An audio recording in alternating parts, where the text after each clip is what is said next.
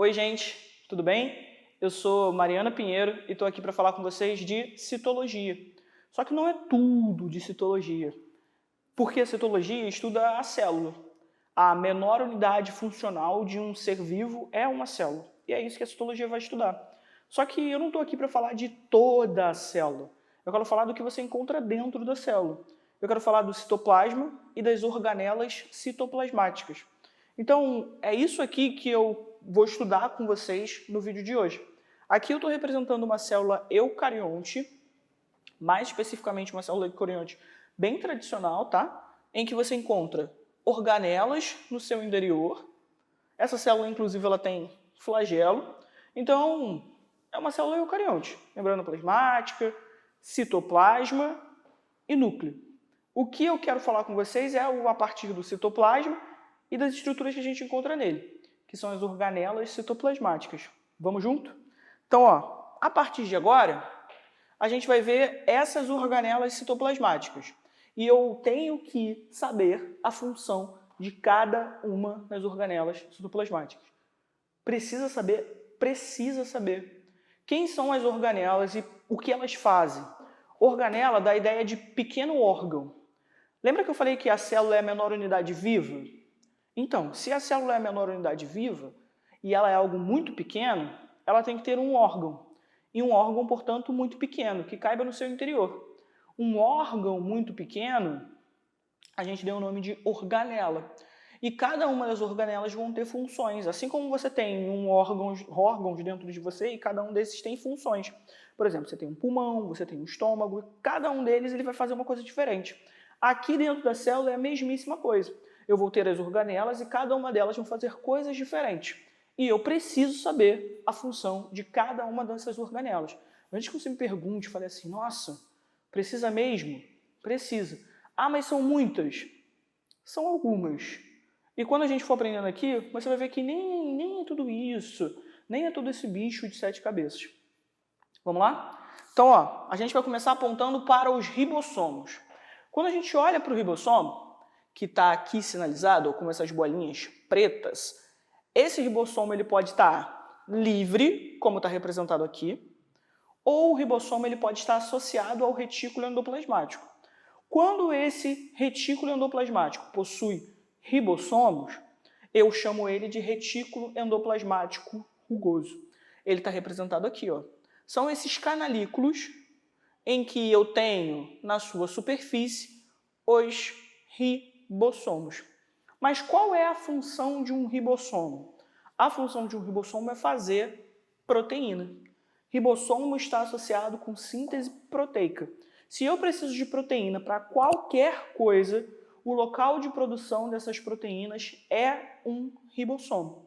É claro que vai ter diferença entre a proteína produzida pelo ribossomo livre e a proteína produzida pelos ribossomos associados ao retículo endoplasmático rugoso. Vai haver diferença, e a gente vai falar dessas diferenças daqui a pouco. Mas é importante você sempre lembrar que, se eu quero proteína, eu preciso de um ribossomo. Ribossomo faz, então, para mim, proteína. Você vai ver posteriormente que os ribossomos eles estão associados com um processo que a gente chama de tradução. O que quer dizer tradução? Síntese proteica. Então, o ribossomo faz proteína, ribossomo está associado com o processo de tradução. Tradução da informação genética é fazer proteína. Você tem dois tipos básicos de ribossomos. Você tem um ribossomo muito pequeno, que é o chamado ribossomo 70S, e você tem um ribossomo um pouco maior, que é o chamado ribossomo 80S. Qual é a diferença entre os dois, além do tamanho? O ribossomo 70S você encontra em mitocôndrias, cloroplastos e em célula procarionte, bactérias e arqueas. Só. Enquanto que o ribossomo 80S você encontra dentro de uma célula eucarionte, solto, livre ou associado ao retículo endoplasmático rugoso. Então, vamos te dar um exemplo prático? A gente, nós, seres humanos, nós somos animais. Portanto, a gente tem uma célula animal. Uma célula nossa, ela tem que tipo de ribossomo? Bom, se eu olhar a minha célula e for olhar dentro da minha mitocôndria, eu vou encontrar um ribossomo do tipo 70S. Se eu for olhar a minha célula e for analisar o citoplasma, eu vou achar ribossomos 80S. Então é essa a diferença. A gente tem os dois tipos porque a gente tem mitocôndria, que tem o ribossomo 70S, e a gente tem um outro tipo, que é o ribossomo 80S, que a gente encontra no citoplasma, seja solto ou seja associado ao retículo endoplasmático rugoso. As bactérias, por exemplo, elas só possuem o ribossomo 70S. Então, se eu for olhar uma célula bacteriana, uma célula procarionte, eu vou só olhar ribossomos do tipo 70S. Foi? Beleza, vamos lá então. Quando a gente olha as mitocôndrias, elas fazem respiração celular. O que quer dizer falar em respiração celular? Respiração celular é um processo associado à produção de energia. Se eu quero produzir energia para a célula, eu preciso fazer respiração celular. Eu preciso, então, de mitocôndrias. No caso ali da mitocôndria, ela está associada com um tipo de respiração que utiliza o oxigênio. Por isso que a gente fala que quem tem mitocôndria é um organismo aeróbico. É um organismo que consegue metabolizar esse oxigênio. E, portanto, é um organismo que faz respiração celular aeróbica, que utiliza o oxigênio e libera o gás carbônico. A partir disso, você já tem até a origem do gás carbônico que a gente libera quando respira. Quando a gente está respirando normal, ó, o que você fez?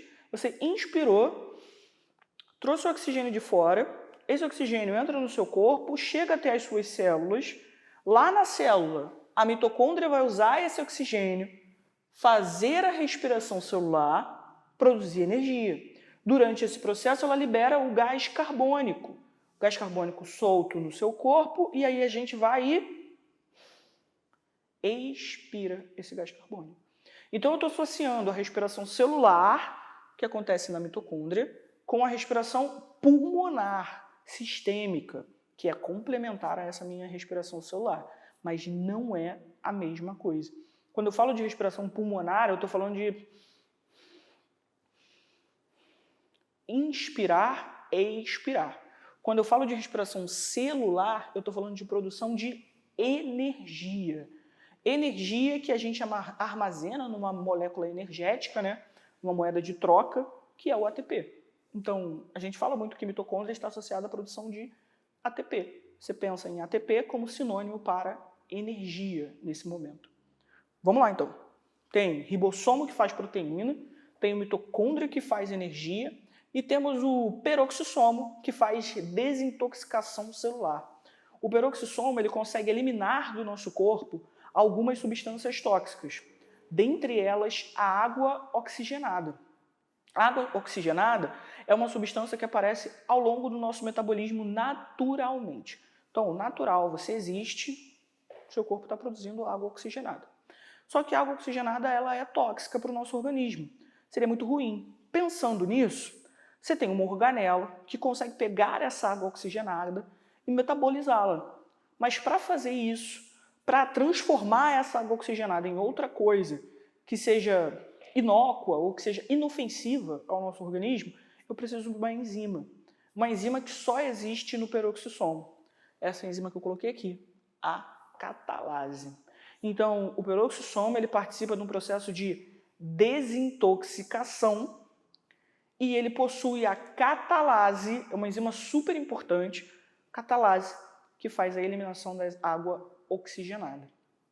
Além disso, além de ribossomo, mitocôndria e peroxissomo, a gente tem o citoesqueleto. Citoesqueleto não é uma organela.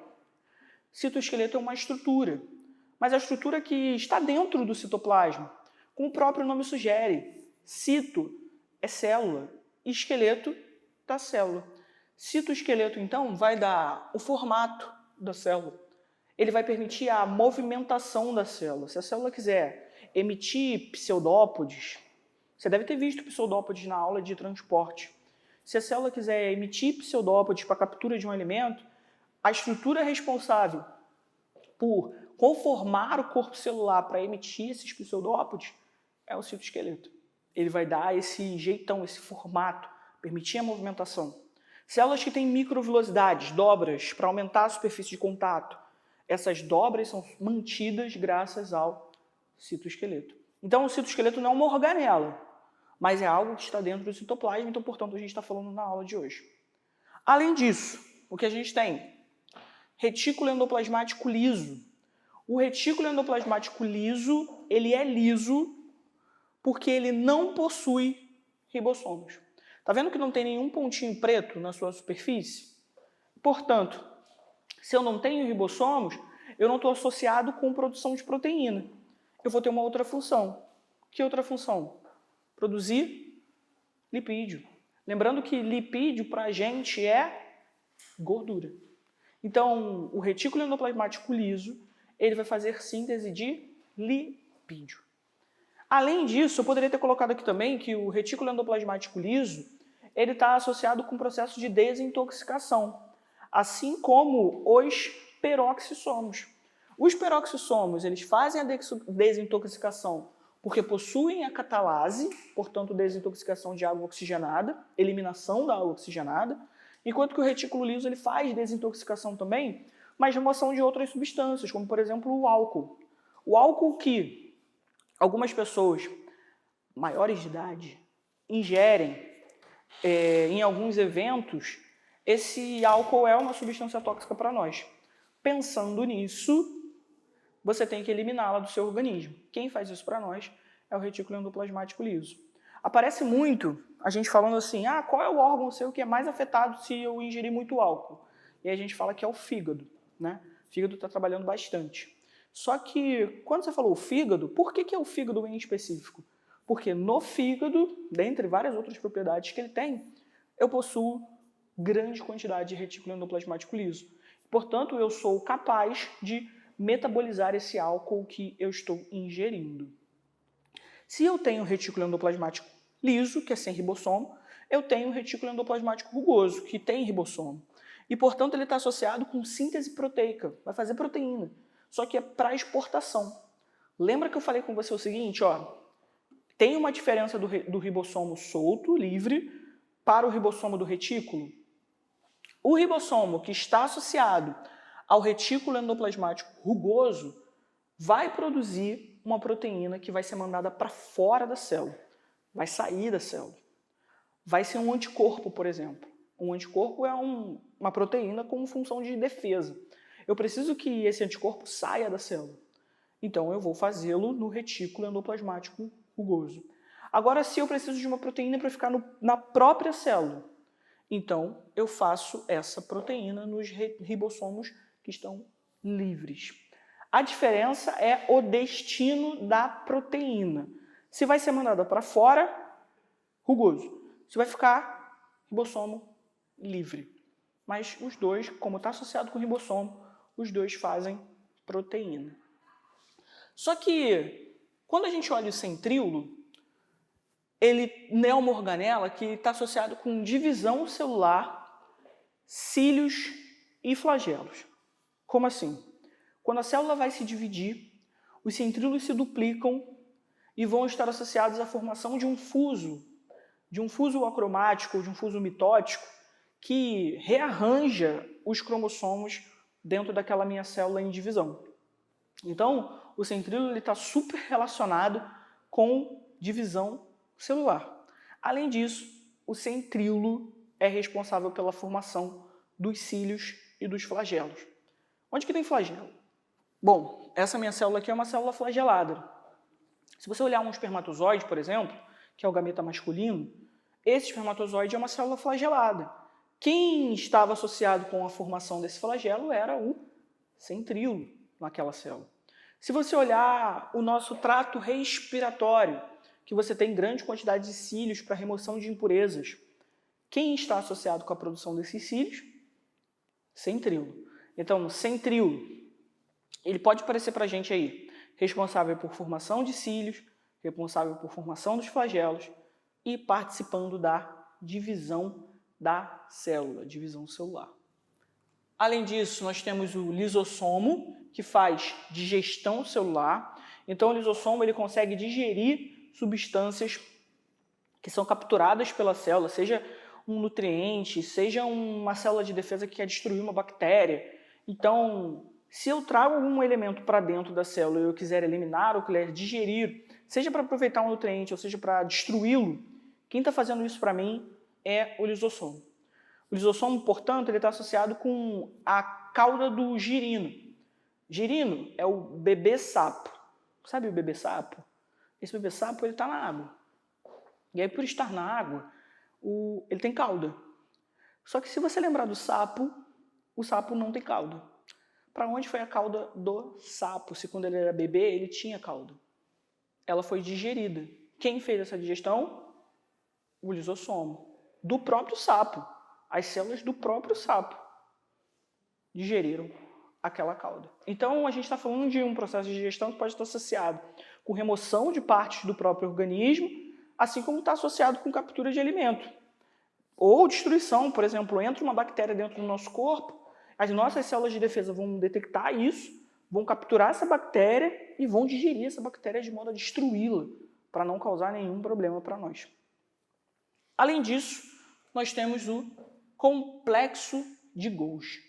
Complexo de Golgi está relacionado com secreção celular. Secreção celular é mandar substâncias para fora. Lembra que eu falei que o retículo endoplasmático rugoso faz proteína para exportação? Então, se eu quero mandar uma proteína para fora da célula, eu primeiro faço no rugoso, depois eu mando ela para o complexo de Golgi. O complexo de Golgi vai colocar essa proteína numa vesícula, a tal da vesícula secretora. Essa vesícula ela vai se fusionar à membrana plasmática e vai eliminar o seu conteúdo para fora. Aqui, ó. Olha para cá. Você tem o complexo fez uma bolsinha, essa bolsinha se ligou à membrana plasmática de modo a você mandar a substância para fora da célula. Então, qualquer coisa que eu queira mandar para fora precisa passar pelo complexo de Golgi. É ele que arruma essa substância, seja um carboidrato, seja uma proteína, seja um lipídio, é ele que arruma e efetivamente manda para fora. Você não leu errado, não. Aqui está escrito que o complexo de Golgi está associado com o lisossomo. É verdade. Os lisossomos eles são produzidos no complexo de Golgi. O complexo de Golgi, então, ele faz uma outra organela, os lisossomos. Além disso, o complexo de Golgi está relacionado com a produção de parede celular. Parede celular, quem tem? A gente não tem. Nós, célula animal, a gente não tem parede. Mas planta, célula vegetal, tem parede celular. E, portanto, para a produção de uma parede celular, eu preciso de complexo de Golgi. É ele que vai fazê-la para mim. Quando a gente olha esse complexo de Golgi também, eu poderia ter colocado que ele está associado com a formação do acrossoma. Quando você falou de acrossoma, falou de acrossoma é a porção anterior do espermatozoide. Está lá na cabeça do espermatozoide. Quando o espermatozoide chegou no corpo feminino, achou o gameta feminino, ele vai nadando, e se encontra com esse gameta. Para eu conseguir jogar o material genético do espermatozoide dentro do gameta feminino, eu preciso romper essa parede, essa membrana. Para isso, eu preciso de enzimas. Essas enzimas estão na porção anterior, estão no meu acrossoma. Pera, mas como que foi isso? O complexo de Golgi fez as enzimas? Não, porque a enzima é proteína. Onde você fez isso? Acompanha comigo. Faço as proteínas no retículo rugoso, mando elas para o complexo de Golgi. O complexo de Golgi vai começar a fusionar as suas bolsinhas cheias dessas proteínas, cheias dessas enzimas, durante a formação do espermatozoide. E aí surge essa estrutura que é o acrossoma. Escreveu direito? Com 2 S. Acrossoma. Está aí uma outra função do nosso complexo de Golgi. Acho que a gente fechou, hein? Fechamos essa nossa organela eucarionte. Só que essa organela eucarionte é uma organela animal, basicamente, né? Mas ela não contempla, ela não possui todas as organelas citoplasmáticas. Você precisa ter outras estruturas se você for um outro tipo de célula. E aí é que entra esse slide. com uma foto agora de uma célula vegetal. O que eu quero destacar nessa célula vegetal que você não viu na célula animal? Eu quero destacar o cloroplasto. O cloroplasto é aquele cara que faz fotossíntese. Fotossíntese serve para quê? Produção do alimento, produção de glicose, produção de matéria orgânica. A planta ela não faz fotossíntese, fica paradona lá olhando para o sol. Ela está com o sol, falando sol, sol. Pô, ela faz isso porque ela está conseguindo o alimento dela. E esse processo se chama fotossíntese. E ele acontece dentro de um cloroplasto. Por isso que não tinha como você falar de cloroplasto olhando aquele outro slide. Porque aquele outro slide estava te mostrando uma célula animal. A gente não faz fotossíntese, você não consegue viver de sol. Você precisa comer, você precisa ir em busca. A gente não faz. Se a gente não faz, a gente não tem cloroplasto. A planta tem. Existe uma outra estrutura que vai se parecer para nós aqui também, que é o vacúolo. Vacúolo é justamente essa bolsona maior aqui, ó, ela ocupa um espaço significativo dentro da célula vegetal. E esse vacúolo ele está relacionado com o armazenamento de substâncias. Como assim? Algumas plantas elas têm cor, por exemplo, o tomate não é vermelho, a cenoura não é abóbora, laranja. Então, esses pigmentos que dão a cor, eles podem ficar dentro do vacúolo, armazenados. Por exemplo, eu posso armazenar também amido, que é uma substância de reserva. Eu posso armazenar óleo, que também é uma opção de substância de reserva. Então, esse vacúolo, ele pode armazenar, por exemplo, toxinas. Tem algumas plantas que são venenosas. E aí, dentro delas, tem essas toxinas. E as toxinas estão guardadas no vacúolo. Então, eu tenho duas estruturas que não apareciam na célula animal, mas são organelas citoplasmáticas. Para além disso, nós temos o protozoário. Esse protozoário ele vai fazer uma coisa super importante para a gente, porque ele não é um qualquer protozoário. É um protozoário, inclusive, que eu tirei da apostila, e é um protozoário que é de água doce. Por ser um protozoário de água doce, ele precisa de uma estrutura muito importante. É um vacúolo especial. É o vacúolo contrátil. Ele faz regulação osmótica. Vacúolo contrátil, o nome já ajuda. Contrátil, faz contração. Ele pulsa, ele bate. Qual o objetivo dele? Expulsar água. Eu sou um protozoário de água doce, estou lá existindo no lago, existindo eu, protozoário de água doce, no lago. Qual é a minha? Cara, se eu estou na água doce é um ambiente hipotônico.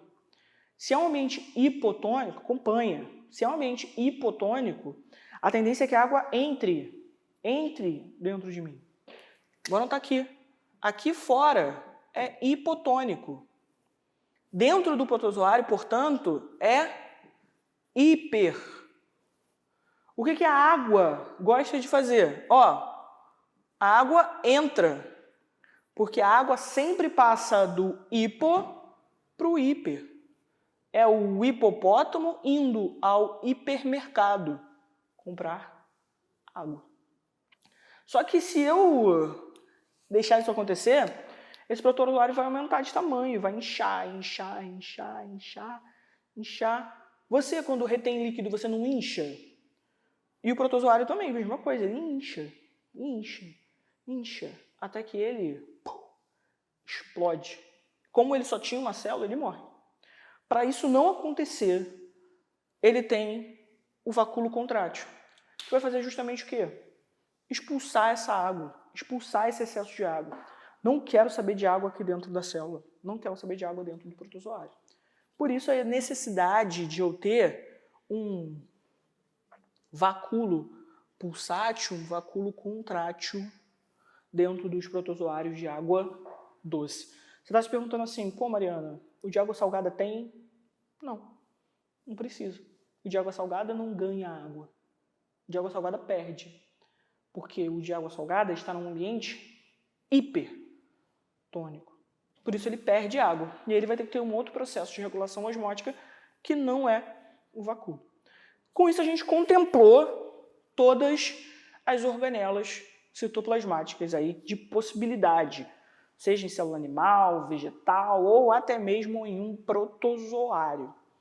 Sabendo disso, estamos aptos a iniciar as questões. Agora a gente vai fazer questão, né? Vamos fazer questão.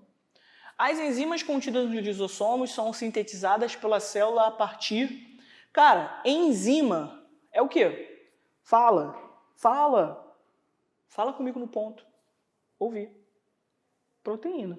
Se a enzima é proteína, quem aqui faz proteína? Centríolo? Mitocôndria? Complexo de Golgi? Retículo endoplasmático liso? Retículo endoplasmático rugoso. É rugoso porque tem o quê?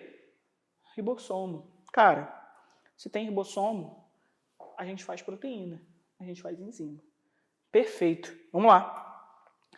Diversas espécies de peixes modificam a cor da pele quando submetidas a algumas variações do meio ambiente. As células responsáveis por essa alteração contêm grânulos de pigmentos que se espalham por toda a célula ou se agregam em uma posição mais central da mesma, em resposta a estímulos hormonais ou nervosos. Ele está falando que o peixe muda de cor. É isso. E muda de acordo com situações ambientais. Pode ficar com uma cauda um pouco mais avermelhada, mais azulada. E isso acontece porque os pigmentos, eles se movimentam dentro da célula. Assinale a opção que indica corretamente as estruturas celulares responsáveis pela movimentação dos grânulos. Como é que os grânulos se movimentam? Vamos falar disso. Cara, o grânulo se movimenta pelo citoesqueleto. E o citoesqueleto ele tem 3 estruturas. A gente tem os filamentos de actina, nós temos os filamentos intermediários e nós temos os microtúbulos. Muito rápido? Vamos de novo. Citoesqueleto, esqueleto da célula. É como se você falasse assim, o citoesqueleto tem 3 ossos. Quais são esses ossos? Cara, filamento de actina, filamento intermediário e microtúbulo. É isso. Tudo isso é proteína. Tudo isso é citoesqueleto. E isso promove uma rede de proteínas dentro do corpo da célula, dentro do corpo do animal, no caso aí do peixe. Quando a gente olha isso, os pigmentos eles vão percorrer esses trilhos, esses filamentos, de modo a se locomover. A única opção que fala disso pra gente é o microtúbulo. Alternativa letra D de dado. Por que microtúbulo? Porque faz parte do citoesqueleto. Faz parte do citoesqueleto. Vamos ver as outras coisas? Ó, ribossomo é uma organela que faz proteína, a gente já viu. Desmossomo é uma especialização de membrana, é uma junção celular, melhor dizendo. Desmossomo vai aderir célula a célula. Dictiossomo está relacionado com o complexo de Golgi. E glioxissomo é uma outra organela, é um peroxissomo de uma célula vegetal. Vamos lá? Células animais, quando privadas de alimento, passam a degradar partes de si mesmas, como fonte de matéria-prima para sobreviver. Para tudo. Passa a degradar, passa a digerir parte de si mesma. Cara, se eu estou falando de digestão, tu está falando de que organela? A organela responsável por isso é quem? Fala junto comigo. Se eu estou falando de digestão, qual é a organela? Lisossomo. Perfeito, perfeito. O Golgi é secreção, fazê-lo até o próprio lisossomo, centríolo de divisão, formação de cílio e flagelo, mitocôndria, respiração celular, ribossomo, síntese de proteína. Lisossomo faz digestão. Certas doenças hereditárias decorrem da falta de enzimas lisossômicas. Ó, tô nessa pegada do lisossomo aí. Nesses casos, substâncias orgânicas complexas acumulam-se no interior dos lisossomos e formam grandes inclusões que prejudicam o funcionamento da célula. Ele está falando que tem algumas doenças hereditárias que atrapalham o funcionamento do lisossomo. E aí, se atrapalha o funcionamento do lisossomo, de maneira geral, atrapalha o funcionamento de uma célula. Aí a gente pergunta assim, o que é o lisossomo e como eles contribuem para o bom funcionamento de nossas células? Ah, essa é mole, a gente acabou de ver. O lisossomo é uma organela que faz digestão celular. E ela digere substâncias que vêm de fora da célula ou partes da própria célula. Então vamos lá. São organelas responsáveis pela digestão intracelular dentro. Elas contribuem com a quebra do material capturado do meio externo, pego de fora, e com a digestão de partes da própria célula. Perfeito. Como se explica que as doenças lisossômicas sejam hereditárias se os lisossomos não são estruturas transmissíveis de pai para filho? Olha só, os meus lisossomos eu fiz por mim mesmo, tá? Os meus lisossomos foram feitos por mim. Não ganhei esses lisossomos nem da minha mãe, nem do meu pai. Mas como é que então tem uma doença que a gente fala que acontece por problemas no lisossomo e ela é hereditária? Quando você fala em hereditária, você está dizendo que é uma doença que passa de pai para filho. Como é que se resolve isso se o meu lisossomo não é hereditário? Se eu não ganhei esse lisossomo dos meus pais, nem da minha mãe, nem do meu pai? Como é que se resolve essa questão? Olha aqui. Enzima.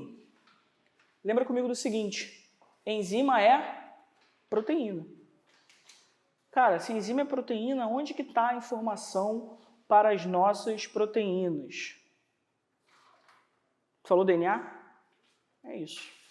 E aí sim, o nosso DNA, ele vem dos nossos pais. Então vamos olhar? Ó, seu conteúdo enzimático, enzimas, tem origem no material genético da célula, que foi transcrito e depois traduzido. Lembra? Para fazer proteína eu tenho que fazer tradução, e para fazer proteína eu tenho que ler o DNA. E enzima é proteína. Foi? Então o lisossomo, a organela em si, pode não ser hereditária, mas as suas enzimas, elas surgem a partir de um material genético que você herdou dos seus pais.